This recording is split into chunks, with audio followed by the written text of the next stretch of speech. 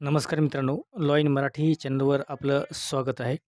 मित्रांनो, फौजदारी प्रक्रिया संहिता यामध्ये महिलांना अटक करण्यासंबंधी काय तरतूद करण्यात आलेली आहे.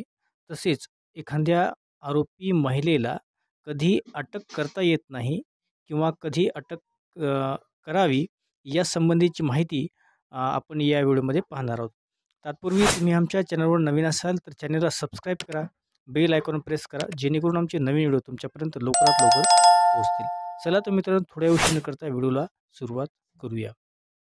मित्रांनो, फौजदारी प्रक्रिया संहिता सुधारणा अधिनियम 2005 प्रमाणे कलम 46 पोट कलम 4 अन्वये अत्यंत गरजेशिवाय कोणत्याही महिलेस सूर्य मावळल्यानंतर आणि सूर्योदयाच्या पूर्वी अटक करता येत नाही. मात्र अशावेळी महिला पोलीस अधिकारी संबंधित दंड अधिकाऱ्यांच्या परवानगी घेऊन वरील प्रतिबंधक कालावधीतसुद्धा अटक करू शकतात.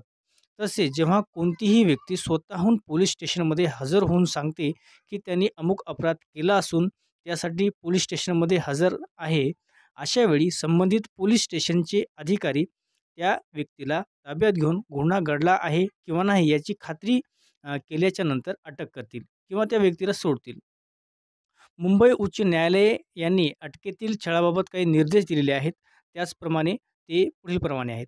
मित्रांनो, प्रत्येक अटक झालेल्या व्यक्तीला वैद्यकीय तपासणी करून वैद्यकीय अहवालाची नोंद रजिस्टरमध्ये पोलीस स्टेशन डायरीमध्ये करावी आणि तो अहवाल जेव्हा दंडाधिकारी यांच्यासमोर त्या व्यक्तीला हजर करतात त्यावेळेस ते त्यांच्यासमोर ठेवावा. त्यानंतरचं आहे, जेव्हा ती व्यक्ती पोलीस कोठडीमध्ये असेल तेव्हा ती प्रत्येक तिसऱ्या दिवशी त्या आरोपीची वैद्यकीय तपासणी करणे आवश्यक आहे.